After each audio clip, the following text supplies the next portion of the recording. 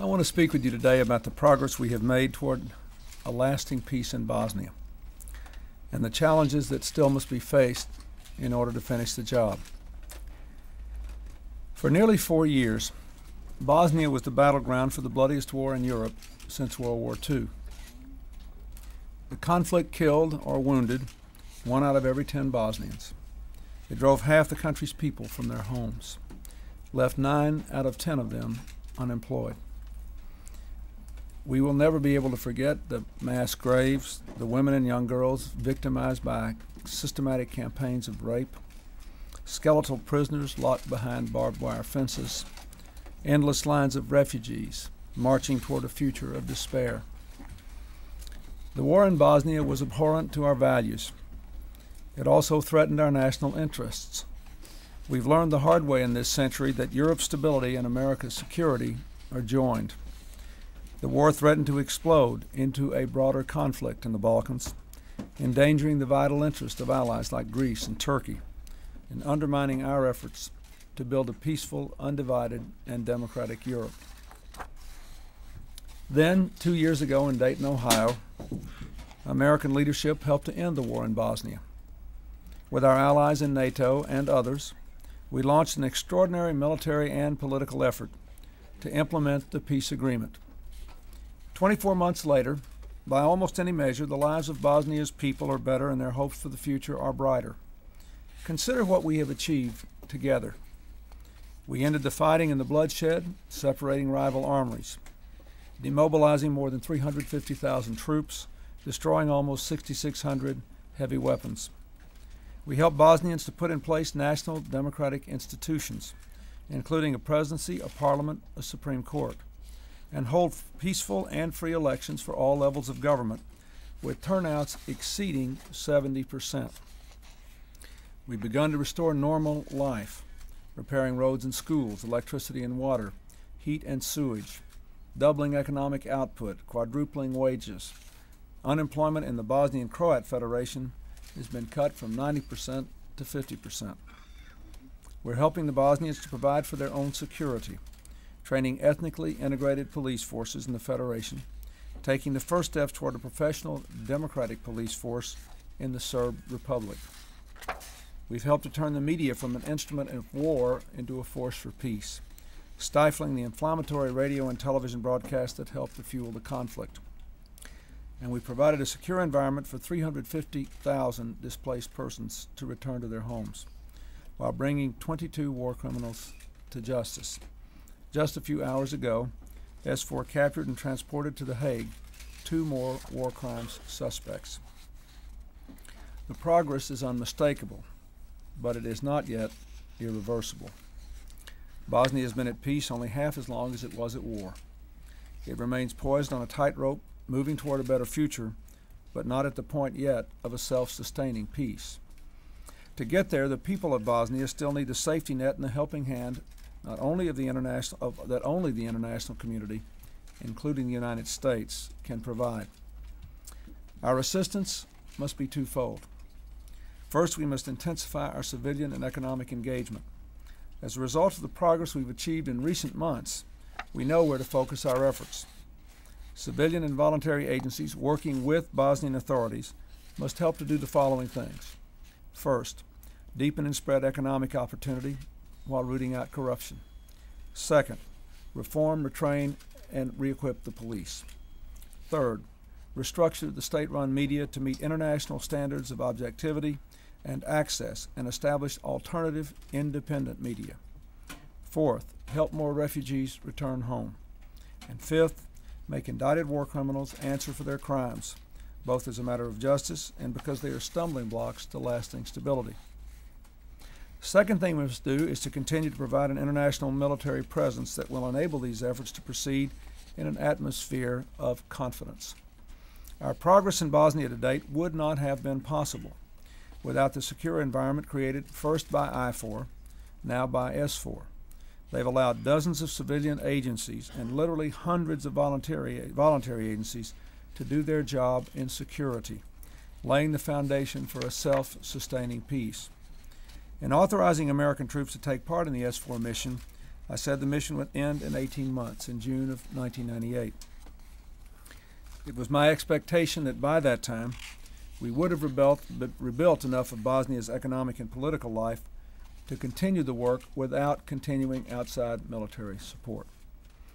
But following intensive consultations with my national security and military advisors, with our NATO allies, and with leaders from both parties in Congress, it has become clear that the progress we've seen in Bosnia, in order for it to continue, a follow-on military force led by NATO will be necessary after S4 ends. America is a leader of NATO, and America should participate in that force. Therefore, I have instructed our representative to NATO to inform our allies that, in principle, the United States will take part in a security presence in Bosnia when S4 withdraws this summer. The agreement in principle will become a commitment only when I have approved the action plan NATO's military authorities will develop and present early next year, after careful study of all the options. The details of that plan, including the mission's specific objectives, its size, and its duration, must be agreed to by all NATO allies. Without prejudging the details, let me make clear the key criteria the plan must meet for me to approve United States participation. First, the mission must be achievable and tied to concrete benchmarks, not a deadline. We should have clear objectives that, when met, will create a self-sustaining, secure environment and allow us to remove our troops. Second, the force must be able to protect itself. Over 2 years, we have steadily decreased the number of our troops in Bosnia, from about 27,000 Americans in I-4 in 1996 to 8,500 in S-4 today. I hope the follow-on force will be smaller, but I will insist it be sufficient in number and in equipment to achieve its mission and to protect itself in safety. Third, the United States must retain command. Time and again, events have proven that American leadership is crucial to decisive collective action. Fourth, our European allies must assume their share of responsibility. Now, Europe and our other partners are already doing a great deal, providing 3 times as many troops as we are, 5 times as much economic assistance, 9 times as many international police, 10 times as many refugees have been received by them. And while Bosnia is a challenge to American interests and values, the longer-term and fundamental challenge is to make Bosnia a genuine part of Europe. And we hope the Europeans will do more. Fifth, the cost must be manageable. And sixth and finally, the plan must have substantial support from Congress and the American people. I have been pleased with the spirit and the substance of our consultations with leading members of both parties. As we develop the details of the new NATO mission, these consultations must and will continue. I am pleased that members of both parties and both houses of Congress have accepted my invitation to go to Bosnia with me when I leave in a couple of days. All of us have a duty to explain the stakes in Bosnia to the American people, and I will do my very best to shoulder my responsibility for that. Now, some say a lasting peace in Bosnia is impossible, and therefore we should end our efforts now, in June, and/or allow the country to be partitioned along ethnic lines. I believe they're profoundly wrong.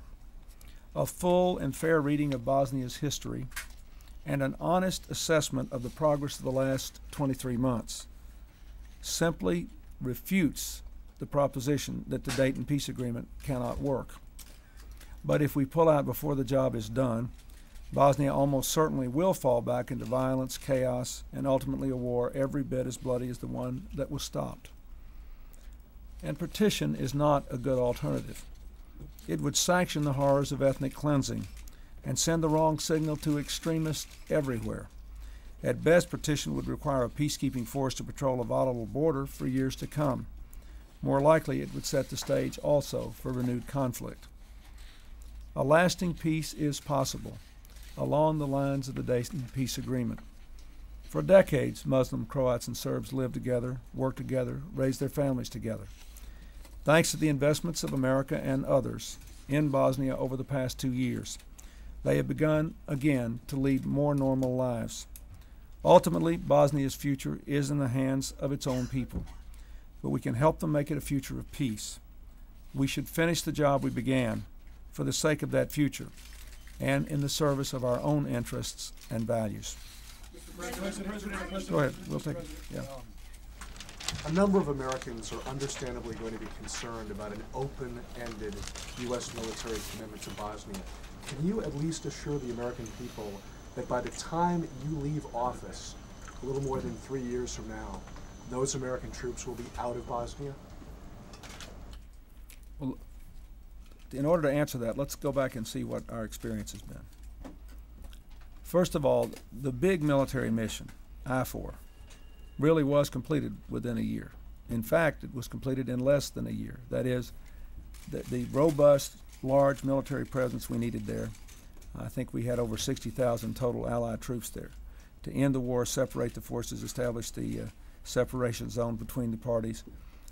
It was achieved quickly and with a remarkable peace and remarkably low loss of life for all of our Allied forces who were there. But then we went to the smaller force to try to support the civilian implementation of the Dayton Agreement. Now, what has happened? An enormous amount of progress has been made. We don't believe the peace is self-sustaining. I think the responsible thing for me to do, since I do not believe we can meet the 18-month deadline, and no one I know now believes that, is to say to the American people what the benchmarks are. What are the benchmarks? Let's talk about that.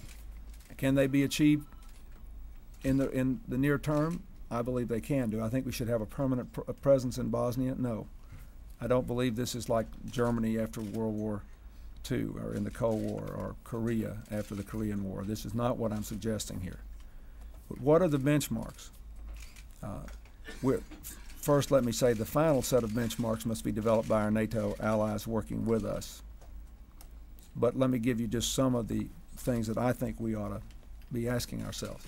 Number one, are the joint institutions strong enough to be self-sustaining after the military operation? Number two, have the political parties really given up the so-called state-run media that have been instruments of hate and venom? Number three, is the civilian police large enough, well-trained enough, well-managed enough to do the job it has to do? Number four, do we have confidence that the military is under democratic rule? Those are just some of the benchmarks, I think. When we go through this, I want a full public discussion of it. But I will say again, I understand your job is to try to get the deadline nailed down, but we tried it in this S4 period, and it turned out we were wrong. I'm not suggesting a permanent presence in Bosnia. I am suggesting that it's a more honest thing to do, to say what our objectives are, and that these objectives should be pursued, and they can be pursued at an affordable cost with fair burden sharing with the Europeans. If that can be done, we should pursue them. Go ahead. I'm just going to go ahead. Mr. President, the lead prosecutor in the War Crimes Tribunal says that Mladic and Karadzic can rest easy because the French won't try to capture them. What is the United States willing to do to bring these men to justice? Well,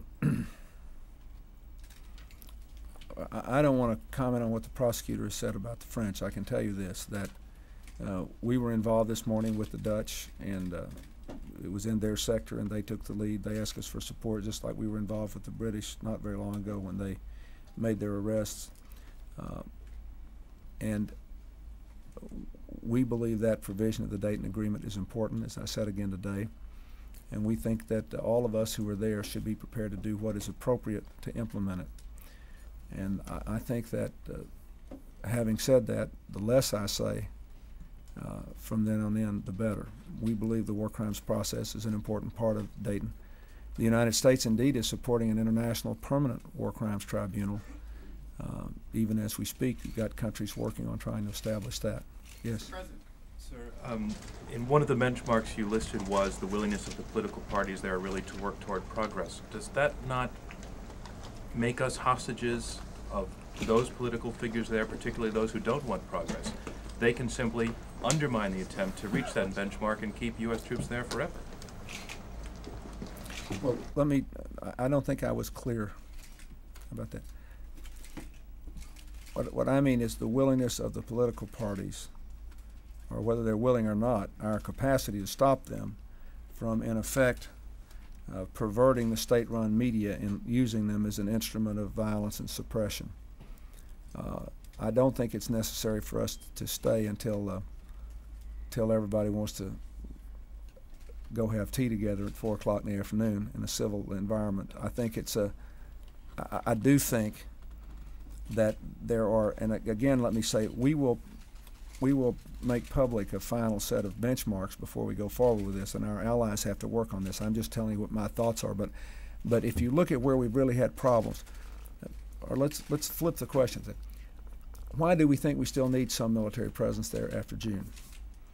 I think because we believe there is more venom still in the political system than there otherwise would have been if there had been no perversion of the so-called state-run media by the political parties that control them. We believe that if the joint institutions were working a little more effectively, the people would see the benefits of the joint institutions more than they will by June. We're grateful that there are 2,000 civilian police working there, and I might say while the United States has put up 90% of the money, as I said, the Europeans have put up 90% of the personnel for the training and the preparation of the civilian police, but there should be more. So I think that's what we have to do. I do not want to hold us hostage to the feelings of the people of Bosnia, although I believe the feelings will change as the facts of life change.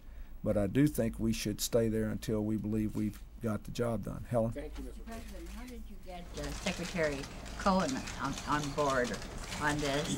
And, you know, the whole public perception, unless you go after the highest profile alleged war criminals, it doesn't have much of an impact.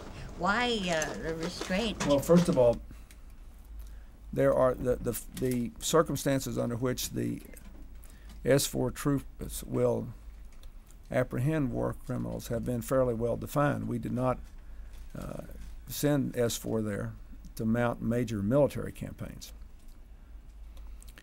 Secondly, I don't want to discuss the circumstances in detail on which we might or might not go after anyone. But let me go to the point underlying your question. I think it is, which is, can this peace be made to work unless Mr. Karadzic is arrested? Let's just sort of get to the bottom line here. I think the answer to that is under the right circumstances. That is, if he flees the country, if he's deep enough underground, if he can't have any impact on it, we might make the peace work anyway. After all, a great deal of progress has been made. I would point out that more progress has been made in the Bosnian Croat, the Muslim Croat Federation part of Bosnia economically than in the Serbian part, in part because reactionary elements there have resisted doing the right thing across the board in many areas. Considering aid for Serbia in that respect? I'm considering, what I'm going to do is to work with the allies to implement the Dayton Accords.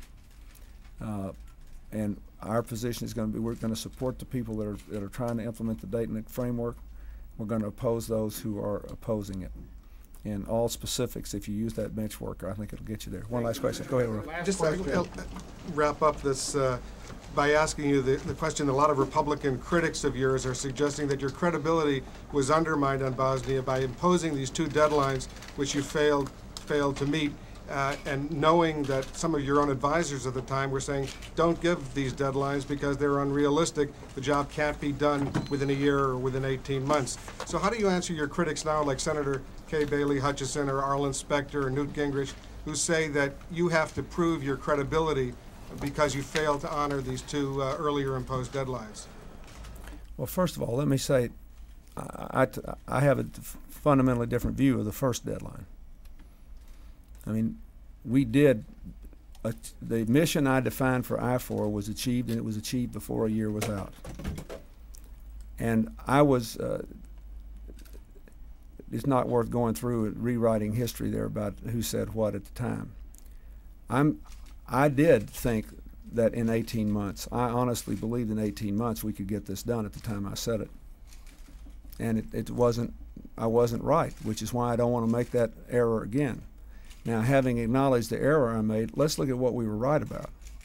Let's flip this around before we get too much into who was right about what happened after 18 months. What has happened? With the leadership of the United States, NATO and its allies, including Russia, working side by side, ended almost overnight and with virtually no bloodshed the worst war in Europe since World War II. We have seen democratic elections with 70% participation take place. Hundreds of thousands of people have been able to go home under circumstances that were difficult to say the least. Economic growth has resumed. Infrastructure has been rebuilt. The conditions of normal life have come back for tens of thousands, hundreds of thousands of people. So if I take the hit for being wrong about the timetable, I would like some acknowledgement that in the larger issue here, the United States and its allies were right to undertake this mission, and that the results of the mission have been very, very good. They have justified the effort, and the cost of the mission in lives and treasure to the United States and to its allies has been much lower than even the most ardent supporters of the mission thought that it would be. So I think I don't mind taking a hit for being wrong about the timetable, but after the hit is dished out, I would like the larger truth looked at. That is, did we do the right thing? Was it in our interest? Did it further our values?